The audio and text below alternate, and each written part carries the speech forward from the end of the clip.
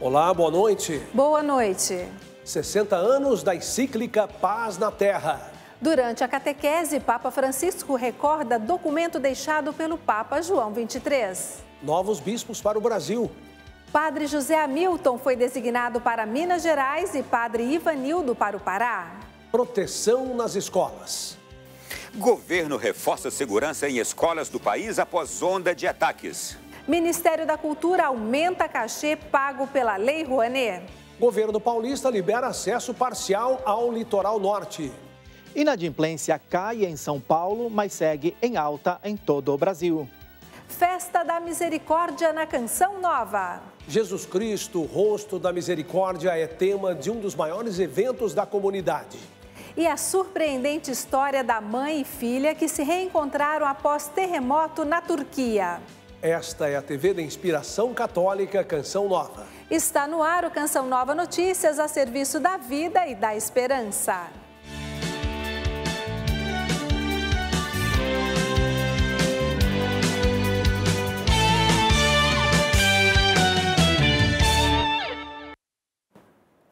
Na catequese de hoje, o Papa Francisco voltou a falar do apóstolo Paulo, citou alguns perigos do zelo apostólico mal orientado e falou das características de um verdadeiro zelo evangélico segundo Paulo. Francisco lembrou também dos 60 anos da encíclica Paz na Terra. O Papa recordou os 60 anos da encíclica Pacem in Terris, documento publicado pelo Papa João XXIII durante a tensão entre Estados Unidos e União Soviética na Guerra Fria. Francisco afirmou que a encíclica é uma verdadeira bênção e possui uma mensagem muito oportuna, e fez questão de citar um trecho do documento. As relações entre as comunidades políticas devem ser conduzidas não pelo recurso das armas, mas à luz da razão, isto é, na verdade, justiça e solidariedade. Nella solidarietà operante. O pontífice pediu que os fiéis leiam a encíclica e, em seguida, conduziu uma prece. Rezo para que o chefe das nações se deixe inspirar pela Pacem in Terris em seus projetos e decisões. E nelle decisioni. Ao dar continuidade no ciclo de catequese sobre o zelo apostólico, o Papa fez um alerta. Às vezes nos deparamos com um zelo mal orientado, mas quais são as características de um verdadeiro zelo evangélico, segundo o apóstolo Paulo? Questionou. Quais são as características? De acordo com o Santo Padre, o apóstolo indica algumas atitudes, como a disposição para o anúncio da Boa Nova. Não há anúncio sem movimento, sem saída ou iniciativa, afirmou o Papa. O pontífice também falou da importância de estar atento às novidades do Evangelho, de não deixar escapar oportunidades de comunicar a paz. Antes de terminar a catequese, lembrou da celebração da misericórdia de Deus no próximo domingo. Pediu que todos os fiéis reflitam sobre esta virtude divina que acolhe os cristãos. Como nas audiências anteriores, o Papa recordou o povo ucraniano. Rezemos pelo quanto sofre a Ucrânia. Preghiamo per quanto sofre a Ucrânia. Olha, de Roma a gente vai para Brasília porque a Polícia Federal cumpriu mandados de busca e apreensão em investigação que aponta fraudes no recebimento de recursos do FIES. É assunto para Brasília, por isso nós vamos chamar Ronaldo da Silva, que tem mais informações. Boa noite, Ronaldo. Obrigado e muito boa noite para você também, como para todas as pessoas que nos acompanham agora. As instituições de ensino são acusadas de receberem os valores sem obedecer os critérios do programa. Servidores públicos teriam participado da fraude. A Polícia Federal e a Controladoria Geral da União cumpriram 20 mandados de busca e apreensão em 7 estados e no Distrito Federal. A Operação Falsa Tutela investiga um esquema de inserção de dados falsos para a captação de recursos do Fundo de Financiamento Estudantil, FIES. O financiamento não paga às instituições, mas disponibiliza créditos para pagamentos de encargos sociais. Faculdades que não têm dívidas podem transferir os títulos para pagamentos de outras obrigações. Com o apoio de servidores do FNDE, terceirizados e advogados, as instituições desviaram mais de 20 milhões de reais. Os valores são suficientes para pagar a formação de pelo menos 50 alunos em cursos com duração de 5 anos.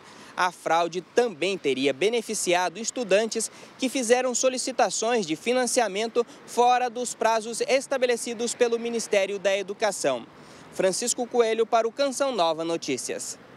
Após novos episódios e denúncias de violência, autoridades se mobilizam para reforçar a segurança nas escolas do Brasil. Uma das medidas anunciadas pelo governo federal é notificar as redes sociais sobre publicações com apologia à violência. As plataformas digitais devem criar canais que recebam solicitações policiais em caso de ameaça nas redes. Segundo o ministro da Justiça, Flávio Dino, se a notificação não for atendida, o governo deverá tomar providências judiciais contra as empresas. Na terça-feira, o ministro assinou o edital que libera 150 milhões de reais para apoio a rondas escolares. Uma pesquisa feita em parceria com o Ministério da Educação mostra que quase 70% dos jovens afirmam já terem visto algum tipo de agressão dentro da escola. Em 65% desses casos, a violência parte dos próprios alunos. Em 15% dos professores, 10% de pessoas de fora da escola, quase 6% de funcionários e em 3% de diretores.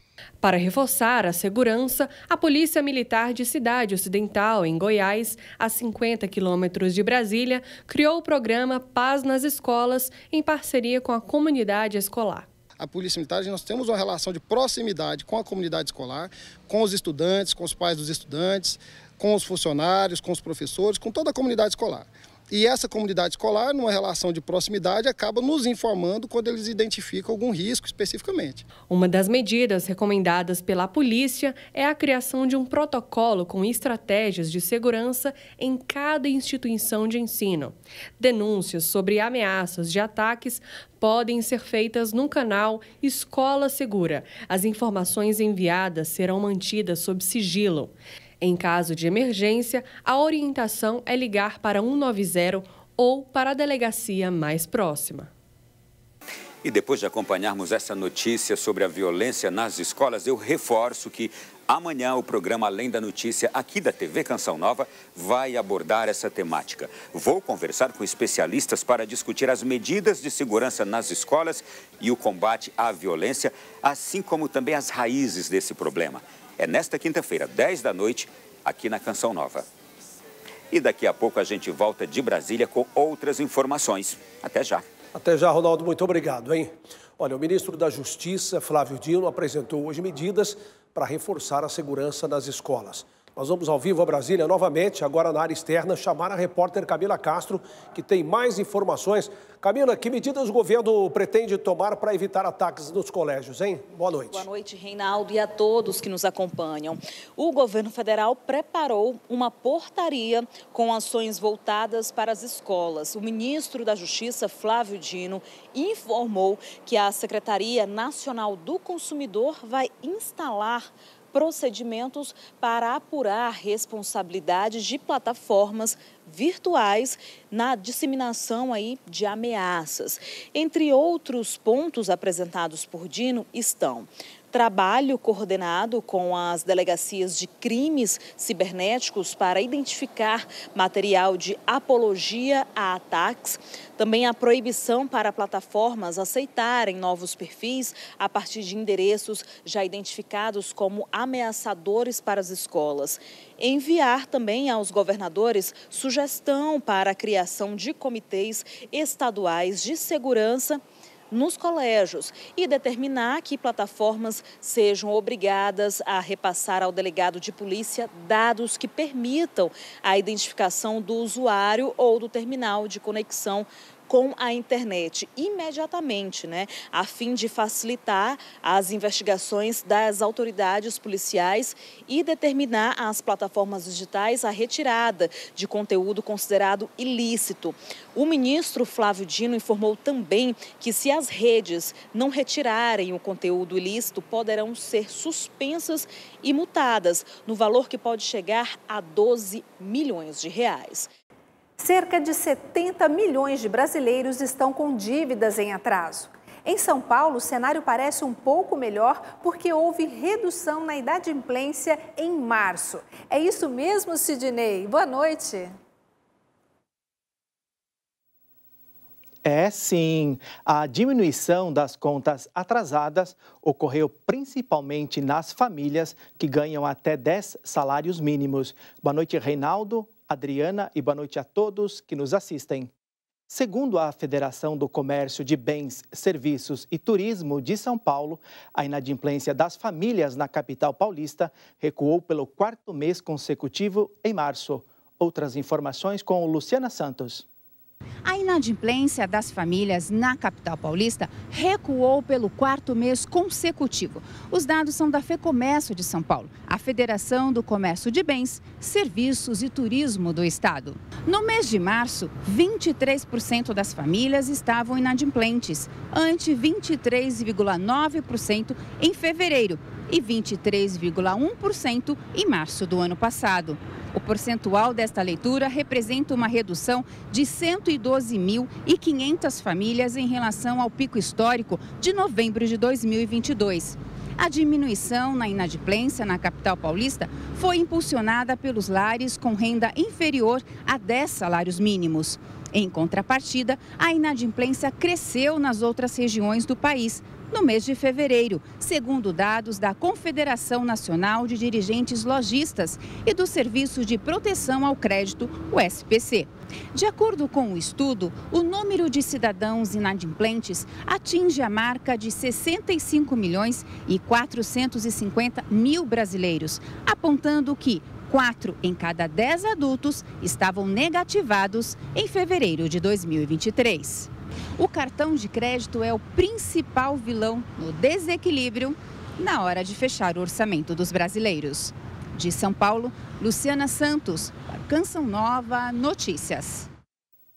Obrigado, Luciana. E agora um alerta à população idosa. A perda de mobilidade por causa do envelhecimento pode favorecer quedas que, em muitos casos, podem ser graves. O risco é ainda maior aos idosos com mais de 80 anos.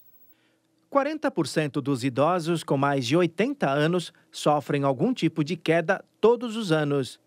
Na população com 65 anos, a incidência de tombos é um pouco menor, 30%. 1 em cada 4 casos de queda precisa de hospitalização. Entre 2021 e 2022, só na capital paulista, houve um aumento de 25% de quedas entre idosos, passando de 9.600 para 13.000 casos. 27% precisam de hospitalizações. Para evitar acidentes, autoridades de saúde recomendam o cuidado redobrado com obstáculos no ambiente de casa, como escadas, corredores e com os móveis na altura adequada. Na capital paulista, a Secretaria Municipal de Saúde realiza ações de prevenção a acidentes em unidades básicas de saúde. Além disso, tem um programa de acompanhamento de idosos com osteoporose, dificuldades na visão e de redução da massa muscular. Pesquisadores brasileiros estão desenvolvendo uma prótese com a tecnologia robótica, que pode aumentar a qualidade de vida de quem passou por uma amputação na perna. Veja na reportagem de Aline Mércio. Foi com a experiência de ter tido doentes na família que Rafael decidiu voltar seus estudos para aprimorar a área da saúde e ajudar mais pessoas. Ao longo dos anos, eu vi que eu poderia utilizar aquilo que eu aprendi na universidade para desenvolver tecnologia para melhorar a qualidade de vida daquelas pessoas que passam por alguma dificuldade. Perto da minha casa tem o Centro de Reabilitação Física do Estado do Espírito Santo. Eu vi a quantidade de pessoas amputadas que frequentam e buscam algo para melhorar a sua condição de saúde.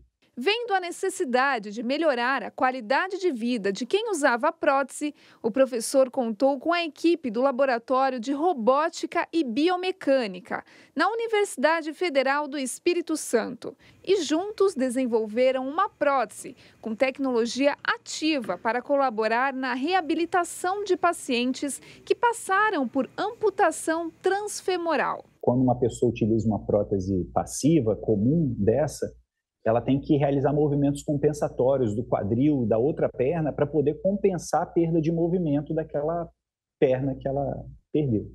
Uma prótese ativa ou robótica, a prótese vai ajudar a pessoa a realizar um movimento. Então, ela não vai necessitar realizar tantos movimentos compensatórios que acabam levando a lesões secundárias. Os pesquisadores já desenvolveram a prótese de joelho e de pé e até o final do ano esperam alcançar os testes em pessoas amputadas. Aqui, então, é uma articulação semelhante a um joelho que vai fazer um movimento de flexão e extensão do joelho.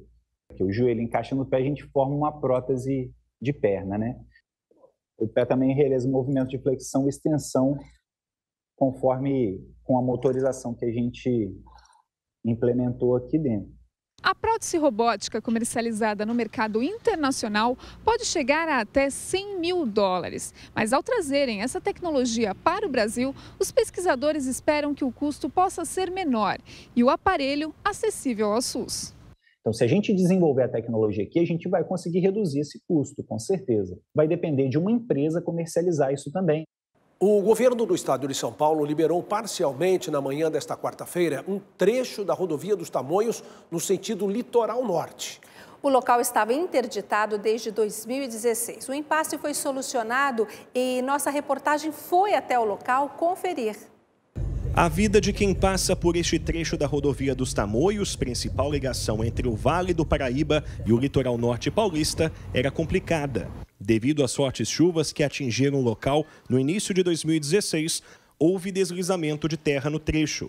Devido a um problema judicial, a situação se estendeu por 7 anos. Foi uma fase que já foi superada. Felizmente está superada e hoje nós temos que celebrar essa entrega. Os motoristas eram obrigados a utilizar um desvio pela pista contrária para evitar maiores transtornos por causa da obstrução. A parte técnica foi resolvida, a parte administrativa, a parte jurídica.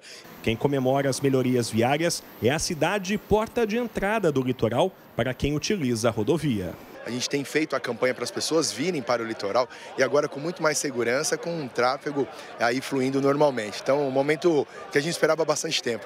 As intervenções no quilômetro 52 da Tamoios foram iniciadas em 18 de fevereiro pela concessionária que administra a rodovia, sob fiscalização da Artesp, a Agência de Transportes do Estado de São Paulo. A recomposição do talude contou com diversos serviços, dentre eles a de uma técnica de drenagem que estabiliza encostas naturais. Cerca de 35 mil motoristas utilizam diariamente este trecho da rodovia. Realmente havia um certo estrangulamento no sentido praia, mas agora com a conclusão parcial das obras, nós temos agora a normalidade de 2 fluxos por sentido e isso vai ser muito importante para o usuário. Uma visita técnica de profissionais certificou que a obra conta com ações de prevenção para que novos deslizamentos não ocorram no trecho. A esperança agora é de tranquilidade para os usuários do entorno e os que trafegam sentido litoral. E as outras obras da Tamoios vão beneficiar a população que circula pela Tamoios, também aqueles que usam do ponto de vista logístico, seja para o acesso ao porto ou para o transporte de cargas entre o litoral e o Planalto. E a frente fria no sul e os ventos fortes estão deixando o litoral gaúcho bastante instável. Vamos conferir a previsão do tempo com Yara Naires. Boa noite, Yara. É isso mesmo? Exatamente, Adriana. O movimento da frente fria e a ventania deixam o mar agitado, que aumenta a intensidade da chuva. Boa noite para você, Reinaldo, e a todos que nos assistem. O tempo mais severo ainda se concentra no Rio Grande do Sul nesta quinta-feira. No Paraná e em Santa Catarina, as pancadas de chuva acontecem à tarde. Mesmo com o ar úmido e as chuvas intensas, a máxima atinge os 22 graus na capital gaúcha. Falando em clima, aqui no Sudeste, o calor vai marcar o dia da população dos 4 estados. Não podemos descartar a possibilidade de chuva, pois à tarde as pancadas podem atingir toda a região, mas sem alertas para riscos.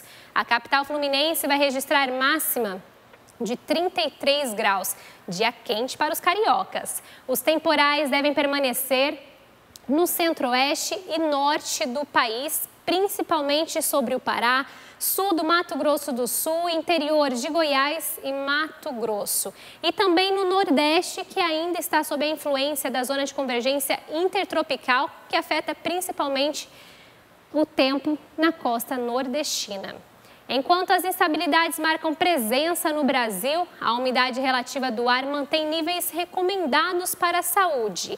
No Rio Grande do Sul, em Minas Gerais e em Pernambuco passa dos 50%. Isso é uma boa notícia para todos, viu? Reinaldo, Adriana, volto com vocês. Olha, nós vamos voltar a Brasília para falar do sal, tempero necessário para a sobrevivência humana. A Organização Mundial da Saúde recomenda o consumo de sal de até 5 gramas por dia. Ronaldo, é com você. Fala pra gente. É um perigo. Quem consome muito sal precisa saber que mais da metade dos adultos brasileiros usa o tempero em excesso. É o que revela uma nova pesquisa da Universidade de São Paulo. Os valores ultrapassam o limite recomendado para prevenir doenças cardiovasculares. Ele não pode faltar na mesa e na hora de ir ao mercado, lá está ele no carrinho. A dona Cida já sabe que não pode exagerar. Menos do que uma colher. Mas nem sempre foi assim. Hoje, hipertensa, a rotina na cozinha precisou mudar. O arroz eu botava sal, feijão, carne, entendeu? Agora a gente coloca bem menos. De acordo com a pesquisa, 56% da população acima de 20 anos ultrapassa o limite recomendado. O consumo de sódio se dá por meio principalmente do sal de cozinha. No Brasil, de acordo com o estudo, o consumo médio diário é de cerca de 6 gramas de sal, o que equivale a uma colher de chá. E essa quantidade é superior aos dos padrões estabelecidos para a preservação de doenças. O dado é de uma nova pesquisa feita na Universidade de São Paulo. De acordo com esta médica e nutróloga, além de alterar a pressão arterial, o consumo de sal também pode causar outros prejuízos à saúde. A obesidade, que é muito ligada realmente à pressão aumentada, a diabetes também pode predispor ao aumento da pressão. E também o consumo. Em situações mais graves, infartos e AVCs por hipertensão arterial podem levar à morte. A publicitária Maura Mosqueira controla a pressão arterial com o uso regular de medicação e dieta rigorosa. A alimentação é uma coisa que contribui muito. Exercício físico também, uma boa caminhada. Pela OMS, pela Sociedade Brasileira de Cardiologia, a gente tem uma quantidade de 5 gramas de sal, né? O que equivale a mais ou menos 2 gramas de sódio. Acontece que muitos produtos têm o sal e aí as pessoas não sabem que tem aquele sal, né? E principalmente sódio. Ficar de olho na alimentação e não exagerar no sal previne doenças e preserva a vida. Alimentos industrializados preferidos das crianças, como salgadinhos e biscoitos, também são grandes vilões, com quantidades excessivas de sódio. E o governo federal decidiu aumentar o limite dos valores pagos para artistas com projetos aprovados pela Lei Rouanet. A decisão foi divulgada hoje no Diário Oficial da União. Para o Ministério da Cultura, a alteração é uma forma de melhorar o acesso aos recursos do programa criado na década de 90. A nova regra do Programa Nacional de Apoio à Cultura, conhecido como Lei Rouanet, determina o pagamento máximo individual de R$ 25 mil. O limite para cachês de bandas e grupos artísticos passa para R$ 50 mil. Valores superiores podem ser pagos após avaliação da Comissão Nacional de Incentivo à Cultura. As mudanças já foram publicadas no Diário Oficial da União e, segundo o Ministério da Cultura, retiram dificuldades de acesso aos recursos. No governo anterior, os valores variavam entre R$ 3.500 e R$ 15 mil. Nós ficamos por aqui e amanhã retornaremos com mais notícias de Brasília. Desejo a todos uma ótima noite e eu volto com vocês aí no estúdio. Obrigado, Ronaldo. Boa noite para você também. Bom descanso. Olha, está em cartaz no Palácio das Artes, em Belo Horizonte, a exposição Rumos de Minas. A produção tem o objetivo de identificar, registrar e preservar a memória de ativos culturais do estado. Durante um ano, o projeto visitou 50 cidades mineiras. Na bagagem de volta, a colheita de depoimentos e curiosidades de cada local. O resultado, um rico banco de imagens e amostra gratuita para a população. Visitar a exposição é viajar por Minas Gerais. Aqui o público vai encontrar um ambiente interativo, onde poderá explorar as tradições, riquezas e saberes do povo mineiro.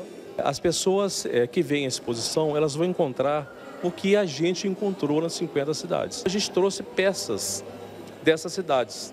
Cada município mandou um pouco desse acervo que eles têm de artesanato, as fotos que a gente tirou ao longo desse processo de gravação, roupas e as comidas também que a gente encontrou. A Silvana acompanha de perto o trabalho das quitandeiras de Congonhas e fez questão de ver o resultado final em Belo Horizonte. Para nós é um prazer muito grande ver as quitandeiras aqui no Palácio das Artes.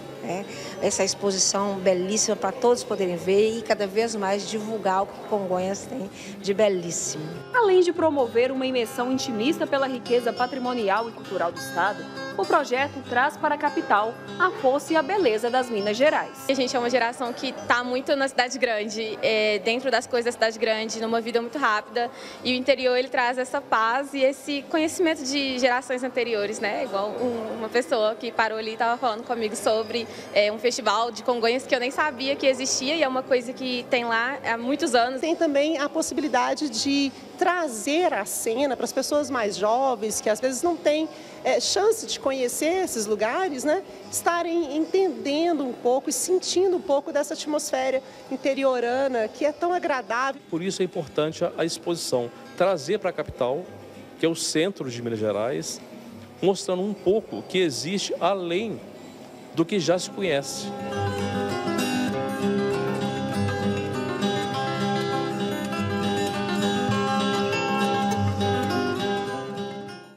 O Papa Francisco nomeou nesta quarta-feira 2 novos bispos para dioceses no Brasil.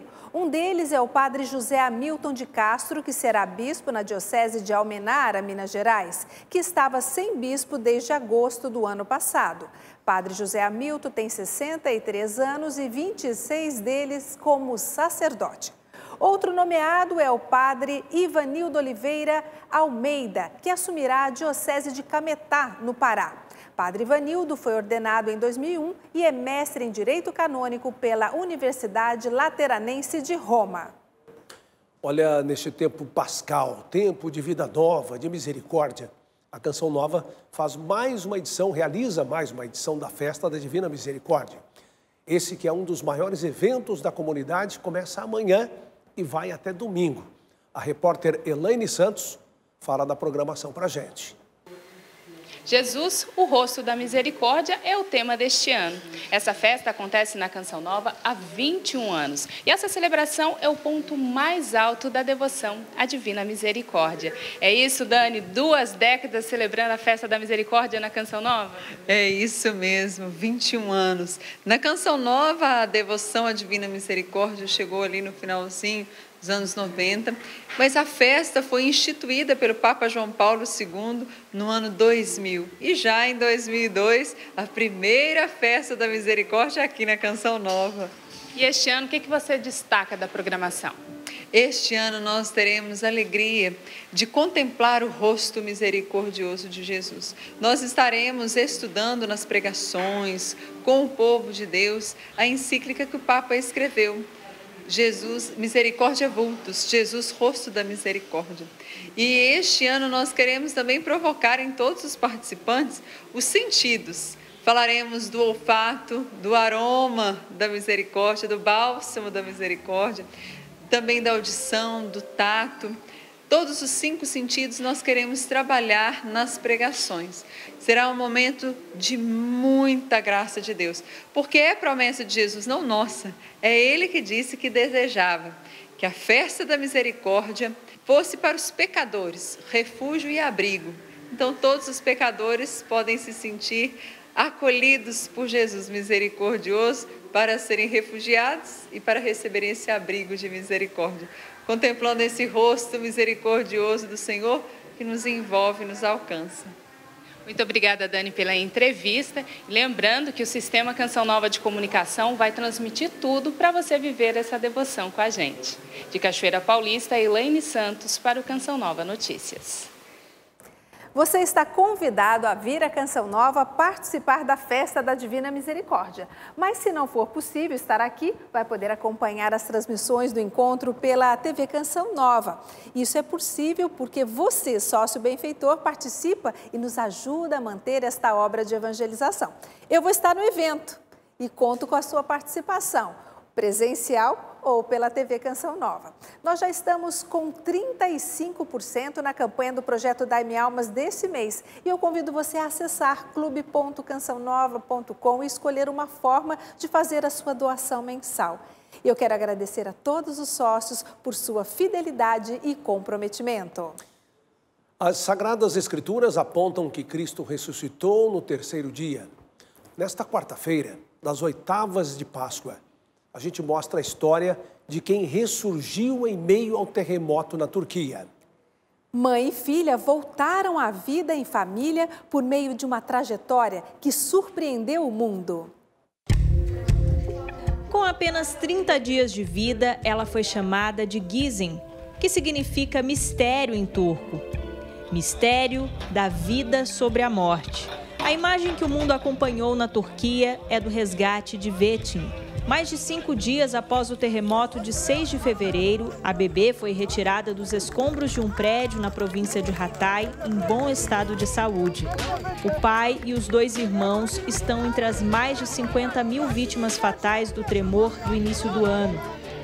Até este mês, Vetin esteve sob os cuidados do Ministério Turco da Família e Serviços Sociais. Mas a história ainda teria um final surpreendente. No dia 15 de março, enquanto o tratamento de uma paciente estava em andamento aqui no hospital da cidade, percebemos que poderia haver uma compatibilidade de DNA. O exame comprovou a identidade da mãe e iniciamos o processo necessário para reuni-las.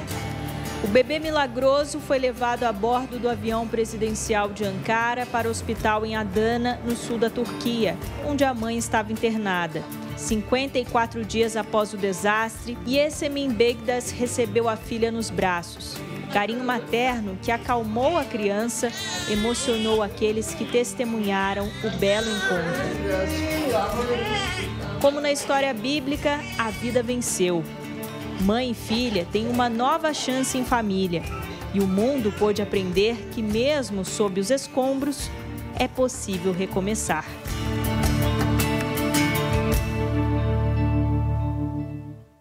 Que reencontro emocionante, hein? Com certeza. E que muitos outros reencontros possam acontecer para que as crianças possam viver em família. O Canção Nova Notícias fica por aqui. Reveja as reportagens no portal noticias.cançãonova.com. Assista daqui a pouco, a partir de 8 horas, a transmissão da Santa Missa do Clube da Evangelização, direto do Santuário do Pai das Misericórdias. Nos vemos amanhã. Uma ótima noite para você. Boa noite, paz para você.